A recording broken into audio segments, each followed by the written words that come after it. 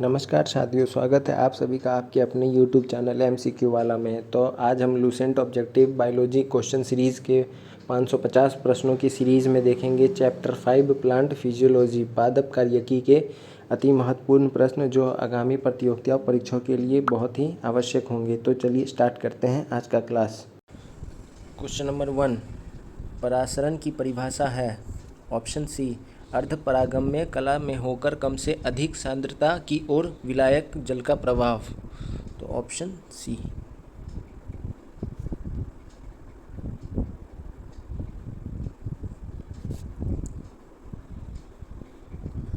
अधिक लवण वाले विलयन में एक कोशिका को रखने पर सिकुड़ जाती है क्योंकि जल बाह्य परासरण द्वारा बाहर निकलता है। Option B. यदि एक कोशिका आकार में न्यूनीकृत होती है जब यह एक विलयन में सब रख दी जाती है, ऐसा विलयन होता है।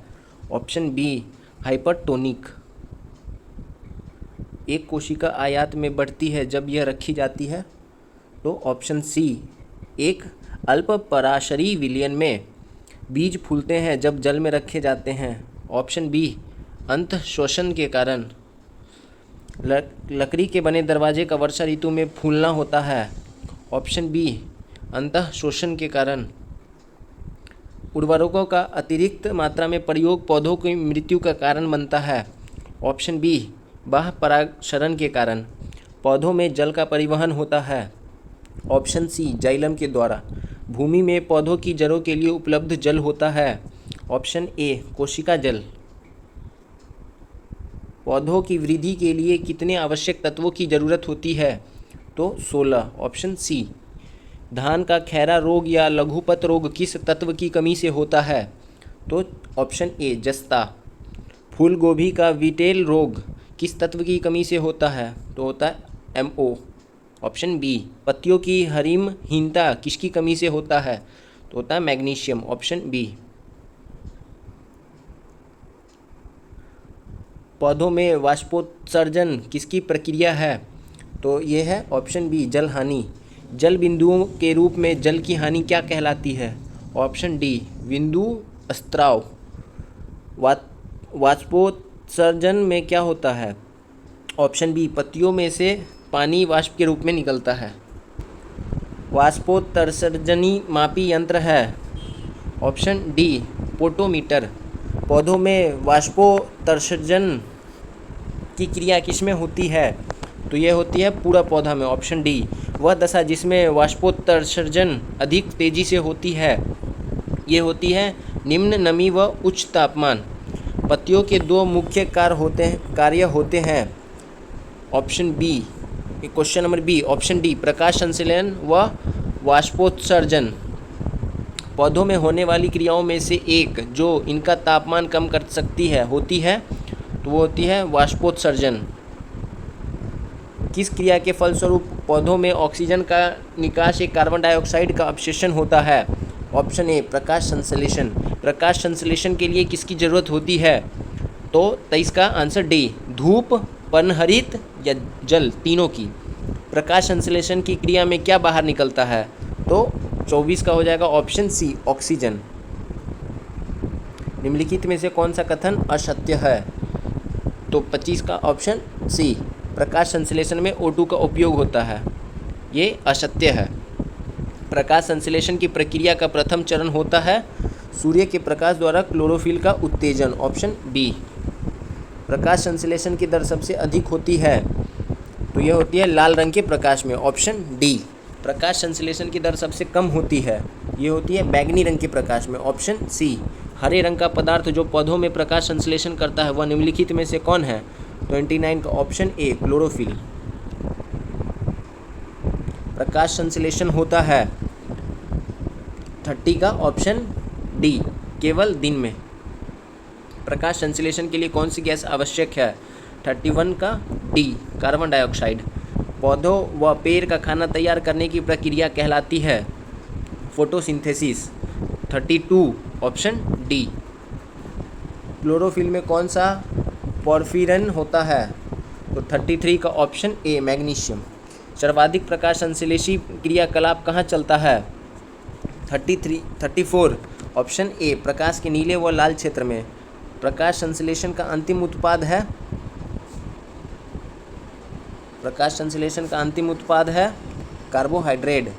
निम्नकांतित ऊर्जा रूपांतरणों में से किसके द्वारा प्रकाश संश्लेषण की क्रिया संपादित होती है? प्रकाश से रासायनिक ऊर्जा। प्रकाश संश्लेषण में पर्णहित की भूमिका, प्रकाश का अवशोषण। Option B. प्रकाश संश्लेषण में पौधे कौन सी गैस का अवचूषण करते हैं? 38 का कार्बन डाइऑक्साइड। Option A. प्रकाश संश्लेषण में हरे पौधे द्वारा कौन सी गैस छोड़ी जाती है? तो हरे पौधे द्वारा छोड़ी जाती है ऑक्सीजन। प्रकाश संश्लेषण के समय निकलने वाली गैस का क्या नाम है? तो ऑक्सीजन। Option B. ऑक्सीजन जो प्रकाश संश्लेषण से उत्पन्न होती है आती है जल से। प्रकाश संश्लेषण होता है क्लोरोप्लास्ट में। Option C. प्रकाश संश्लेषण का प्रथम स्थिर यौगिक है ग्लूकोज। Option C. ऐसी जैविक क्रिया जिसमें शर्करा तथा वसा का ऑक्सीकरण होता है तथा ऊर्जा मुक्त होती है कहलाती है श्वसन। श्वसन मापन यंत्र कहलाता है। Option D respirometer. Carbon dioxide gas मुक्त होती है। ऑप्शन डी श्वसन के अंतर्गत। रात्रि में वृक्षों के नीचे सोने की सलाह नहीं दी जाती है क्योंकि इनमें से कोई नहीं, सारे गलत है। सॉरी, रात के समय पेड़ से तो कार्बन डाइऑक्साइड ज़्यादा निकलता है। 47 का ए, ये रात्रि के समय CO2 छोड़ते हैं। ATP का अभिप्राय है 48। Option A adenosine triphosphate. अनॉक्सी श्वसन में अंतिम उत्पाद होता है। Option B ethyl alcohol. ऑक्सी श्वसन का अंतिम उत्पाद होता है CO2 तथा जल। Option A. भूमि में अधिक गहराई पर बोए गए बीज प्रायः अंकुरित नहीं होते हैं क्योंकि इनमें वायु नहीं मिल पाती है। Option A. कोशिका के भीतर श्वसन का केंद्र होता है। Option B mitochondria. ग्लाइकोलिसिस का अंतिम उत्पाद होता है पाइरुविक अम्ल। Option B. निम्न में से कौन सा पादप हार्मोन है? 54 का बी साइटोकाइनिन। 24D क्या है? 55 का ऑप्शन डी ये खरपतवार है। हार्मोन के संबंध में निम्न में से कौन सा कथन सही है? उपयुक्त में से सभी कथन सही है। इंडोल एसिटिक अम्ल क्या है? ये एक ऑक्सीन है। Option D. ऑक्सीजन से संबंधित कौन सा कथन सही है? ये 58 का आंसर डी उपयुक्त सभी सही है।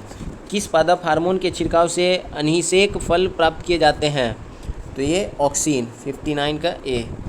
निम्नलिखित में से कौन सा हार्मोन पादप कोशिकाओं को इस प्रकार बढ़ने के लिए प्रेरित करता है जिससे पादप प्रकाश की ओर मुड़ा हुआ प्रतीत होता है? तो ऑक्सीन। Option B. कोशिका विभाजन में मदद करने वाले पादप हार्मोन होते हैं साइटोकाइनिन। निम्नलिखित में से कौन सा पादप हार्मोन बीजों की सुषुप्तावस्था में रखता है तथा पत्तियों के विलगन में मुख्य भूमिका निभाता है? तो ऑप्शन डी एब्सिसिक एसिड। निम्नलिखित में से कौन सा एक प्राकृतिक फल पकाने वाला हार्मोन है? तो एथिलीन। ये यूपीपीसीएस 2015 में पूछा गया प्रश्न है। प्रकाशनुवर्ती संचलन किसके द्वारा नियंत्रित किया जाता है? तो ये किया जाता है ऑक्सीन। Option B. पादप वृद्धि हार्मोन जिब्रेलिन किससे निकाले जाते हैं? तो ये निकाले जाते हैं कवक। निम्न में से कौन एक खरपतवार मारक है? तो ये है 24D। पादप वृद्धि अनुमापन के साथ किस भारतीय वैज्ञानिक का नाम जुड़ा है? तो ये जेसी बोस। निम्न में से किस पेड़ को अपनी वृद्धि के लिए सर्वाधिक मात्रा में जल की आवश्यकता होती है? तो ये सर्वाधिक यूकलिप्टस। Option D. ऑक्सेनोमीटर का प्रयोग करते हैं। ऑप्शन बी वृद्धि को मापने के लिए। पौधों में वृद्धि होती है। ऑप्शन ए जीवन प्रयत्न। समय और आकार के संदर्भ में होने वाली वृद्धि को ग्राफ पर अंकित करने पर एस के आकार का वक्र बनता है जिसे कहते हैं सिग्माइड वक्र। पौधों की लंबाई में वृद्धि के लिए आवश्यक नहीं है। ये RRB 2005 का पूछा हुआ क्वेश्चन है। तो सोडियम। पौधों की वृद्धि गतियाँ जो प्रकाश उद्दीपी के कारण होती है उन्हें कहते हैं 73 का ऑप्शन बी हेलियोट्रोपिज्म। बाह्य उद्दीपनों द्वारा प्रेरित पादप गति कहलाती है 74 ऑप्शन सी कंपानुकुंचन गति। छुई मुई की पत्ती में गति होती है ये होती है कंपानुचून गति। स्पर्श करने पर छुई मुई की पत्तियां मुरझा जाती है क्योंकि पर्णधार की स्फीति दाब बदल जाता है। सूर्य के प्रकाश की ओर बढ़ते हुए प्ररोह का मुड़ना कहलाता है, ये कहलाता है हीलियोट्रॉपिज्म। किस आधार के चारों ओर मटर के प्रतान का लिपटना एक अच्छा उदाहरण है? तो ये स्पर्शनावर्तन।